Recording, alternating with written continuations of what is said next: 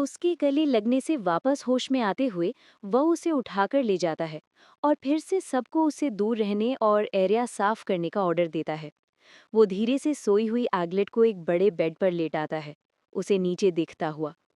Raven की जलन बढ़ जाती है जब उसे याद आता है कि आउल एग्लेट के साथ चला गया था, जिससे उसकी मैजिक बेकाबू होकर तेजी से बढ़ने लगती है। वह अपने सर को पकड़ लेता है, अपने बहाव में आने वाले इमोशंस और पावर को कंट्रोल करने की कोशिश करता है। जागते हुए एग्लेट चिंता से उसकी तरफ बढ़ती है, धीरे से पूछती है कि क्या उसे दर्द हो रहा है।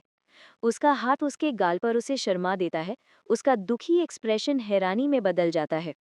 शर्माते हुए दूसरी तरफ देखते हुए रेवन चुपके से मानता है कि थोड़ा दर्द हो रहा है। वो एक दूसरे को देखते हैं, शर्माते हुए जब वह उसका हाथ अपने गाल से लगाए रखता है। जैसे ही वो उसे गले लगाने के लिए बढ़ती है, इगली को महसूस होता है कि उसकी मैजिक अभी भी ओवरफ्लो हो रही है। वो उसे जोर से गले लगा लेती है, उसके आसपास घूमती अनस्टेबल एनर्जी को अब्जॉर्ब करती है। वो अपने प्लान पर सोचती है, मानती है कि सही एडजस्टमेंट के साथ वो उसकी पावर को सेफली अब्जॉर्ब कर सकती है। उसे याद आता है कि डीमन किंग की मैजिक क्वांटिटी और क्वालिटी दोनों में इतनी ज्यादा है कि उसके शरीर में दर्द होता है। उसकी शेयर पावर उसे शर्मा देती है, सोचती है कि ये कितनी थिक, हैवी और ओवरवेलमिंग महसूस होती है। रेवन उसकी तरफ नीचे देखता है, एक नर्म प्यार भरी मुस्कुराहट के साथ। उसके गाल अभी भी शर्म से लाल हैं। बाद में रेवन एक सीरियस पर नर्म एक्सप्रेशन के साथ नीचे देखता है। उसकी शर्ट अब अनबटन्ड है। वो नर्मता से उसके ऊपर झुकता है, उसका हाथ उसके सर को सहला रहा है जब वो धीरे से उसका नाम लेता है। उसके टच से घबराकर वो शर्माते हुए कंफर्म करती है कि एगलेट ही उसका नाम है। उसके नीचे लेटे हुए वो ऊपर देखती है और उसका नाम वापस लेती है। वो और करीब झुकता है, एक नर्म प्यार भरी निगाह के साथ उसका नाम दोहराता है। चमकती हुई मैजिक के बैकड्रॉप के साथ वो धीरे से उसे किस करता है। किस गहरी हो जाती है जब वो अपना हाथ उसकी गर्दन के इर्द गिर्द लपेट लेती है। एक फ्लैशबैक एक सोच को रिवील करता है। ये पहली बार है जब नॉर्मली अनरीडेबल डीमन किंग को इतना गुस्से में देखा। उसकी मैजिक लीक होती रहती है, उसे एक नर्म ब्लू ऑरा में घेर लेती है। जब वो नीचे देखता है, घबरा कर वो हार मान लेता है। अपना चेहरा उसके कंधे में दबा देता है जब वो उसे तसल्ली देती है। बंद बेडरूम के दरवाजों के बाहर खड़ा आउल चिंता करता है कि वो किंग को हमेशा के लिए नहीं सुला सकता। अंदर शर्टलेस रेवन शांति से एगलेट की गोद में आराम कर रहा है जब वो उसके बालों को सहलाती है। अंदर झांकते हुए आउल उस इंटीमेट सीन को देखकर स्पीचलेस और शर्मा जाता है। कैसल कॉरिडोर्स में डीमंस का एक ग्रुप एक अफवाह के बारे में गॉसिप करता है कि लॉर्ड आउल ने एक इंसान को स्वीकार कर लिया है, जिससे वो शॉक में है। एक पिलर के पीछे से झांकती हुई लाल टिप्ड पिगटेल्स वाली एक परेशान डीमन लड़की सोचती है कि ये कैसे हो गया। कहीं और इग्लिट शांति से बुनाई कर रही है, एक अनदेखी ऑडियंस को ग्रीट करते हुए। सीन रिवील करता है कि वो बुनाई कर रही है जब डीमन किंग रेवन अपना सर उसकी गोद में रखे हुए अपने पेपरवर्क में डूबा हुआ है। घबराते हुए इग्लेट अपने आप से सोचती है कि ये मत पूछो कि वो इस सिचुएशन में कैसे फंसी। रेवन अपने काम से ऊपर देखता है, उसकी निगाह उसकी गोद में अपने कंफर्टेबल पोजीशन से उससे मिलती है। वो अपनी आंखें बंद कर लेता है, संतुष्टि से साईं करता है जब वो उसके सहारे आराम करता है। जैसे ही उसके हाथ बुनाई करते रहते हैं, एग्लेट नोटिस करती है कि उसके बाल कितने सॉफ्ट हैं और उसके सींग कितने बड़े हैं। वो सोचती है कि उसके मैजिकल आउटबर्स्ट को रोकने के बाद से उसका बिहेवियर बदल गया है। हालांकि वो पहले ही अजीब हरकतें कर रहा था। उसे याद आता है जब उसने उसे गले लगाया था। उसे याद आता है कि रेवन ने बार बार उसे अपने साथ रहने के लिए कहा, और चिंता करती है कि कहीं उसने उसकी म्यूजिक की बहुत ज्यादा तारीफ तो नहीं करती। एक ऑकवर्ड मुस्कुराहट के साथ वो आराम कर रहे रेवन से कहती है कि बच्चे जल्द ही आएंगे और उसे उठ जाना चाहिए। ठीक तभी दो यंग डीमन बच्चे उत्तेजित होकर रूम में घुसते हैं। एग्लेट से पूछते हैं कि क्या वो उन्हें फिर से बुनाई करना सिखा सकती है। एग्लेट खुशी से बच्चों के साथ जमीन पर बैठ जाती है, धैर्य से उन्हें बुनाई करना सिखाती है। अपने वैंटेज पॉइंट से रेवन उन्हें देखता है, सोचता है कि ये अच्छा है कि वो ज्यादा अंदर रह रही है, लेकिन उसका एटीट्यूड वही है। एग्लेट सच्ची खुशी से चमक उठती है जब वो उत्साहित डीमन बच्चों के साथ टाइम बिताती है। रेवन को वो मोमेंट याद आता है जब उसने उसे गले लगाया था और उससे उसका नाम रेवन कहकर पुकारा था। ध्यान देता है कि उसने तब से ये नहीं कहा है। अचानक उसके मूड में बदलाव महसूस करते हुए इग्लेट चिंता से ऊपर देखती है। सोचती है कि क्या गड़बड़ है जब बच्चे उससे चिपके हुए हैं। एक डार्क खतरनाक ऑरा रेवन को घेर लेती है जब वो अपनी डेस्क से घूरता है, दूसरों को डरा देता है। एगलेट उसके खराब मूड को पहचानती है, अपने आप से सोचती है कि ये फिर से हो रहा है और अक्सर हो रहा है। जब बच्चे चिंता से देखते हैं, वो अचानक सोचती है कि क्या डीमन किंग को बच्चे पसंद नहीं है।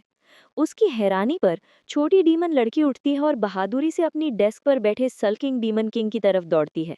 लड़की रेवन की बड़ी डेस्क के सामने खड़ी हो जाती है और उसे कुछ प्रेजेंट करती है। शर्माते हुए छोटी लड़की माफी मांगते हुए उसे 2 छोटे फूल ऑफर करती है। डीमन किंग से विनती करती है कि वो उनसे नफरत ना करे। वो जल्दी से वापस चली जाती है, अपना लाल चेहरा छुपाती है जब एलिटे और छोटा लड़का रेवन का रिएक्शन देखते हैं। रेवन नर्मता से छोटे रंगीन फूलों को अपने एक सींग के साथ पकड़ता है और उन्हें ब्यूटीफुल घोषित करता है। वह एक चार्मिंग दांतेदार मुस्कुराहट देता है और जोड़ता है कि फूल उस पर सच में जचते हैं। छोटे बच्चे के सामने घुटने टेक कर रेवन उसे कहता है कि फूल काफी नहीं है और मजाक में उसे और बनाने को कहता है। एग्लेट और छोटा लड़का इस हैरान कर देने वाले मोड़ कर डर में चुप हो जाते हैं।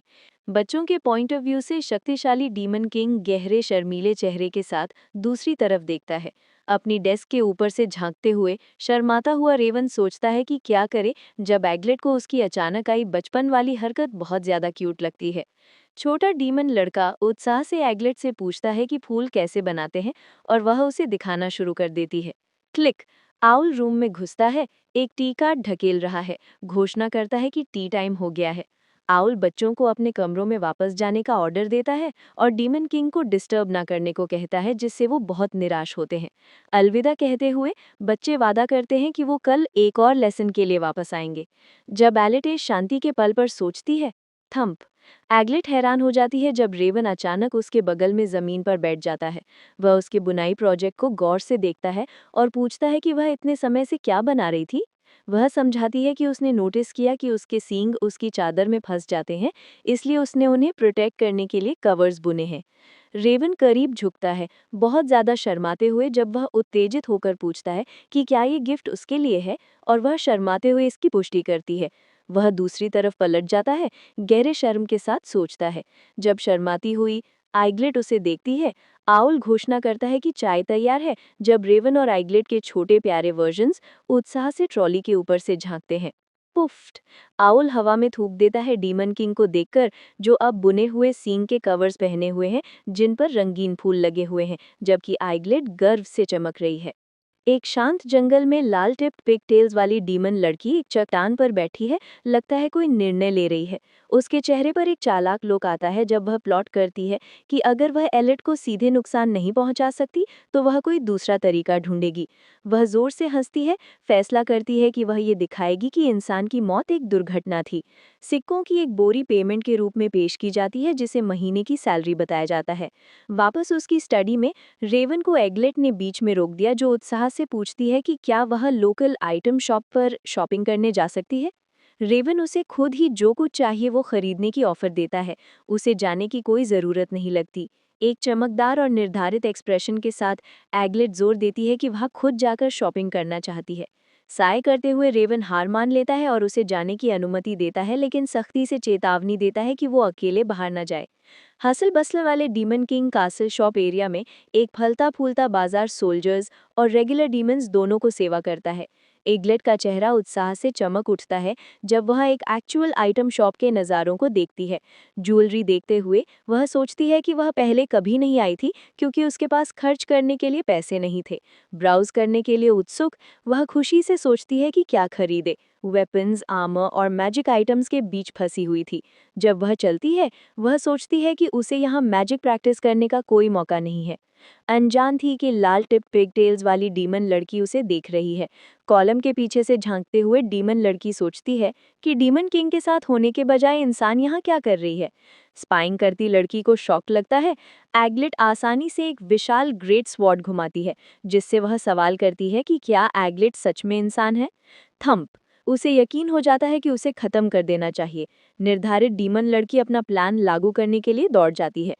अनजान एग्लेट पोलाइटली शॉपकीपर से पूछती है कि क्या वह डिस्प्ले पर रखी एक छोटी तलवार को पकड़ सकती है। उफ। डीमन लड़की अचानक पीछे से एग्लेट को धक्का देती है, फिर गुस्से से मांग करती है कि वह उसे देखे। एग्लेट पलटकर देखती है, इस अचानक कॉन्फ्रंटेशन से कंफ्यूज्ड होकर। डिस्प्ले पर एक रेयर कर्स डैगर है जिसमें इंसानों और डीमन से मैजिक निकालने की पावर है। एग्लेट की आंखें इच्छा से चमकती हैं जब वह इस डैगर को वेपन सिंथेसिस के लिए एक की मटेरियल के रूप में पहचानती है, घोषणा करती है कि उसे ये चाहिए।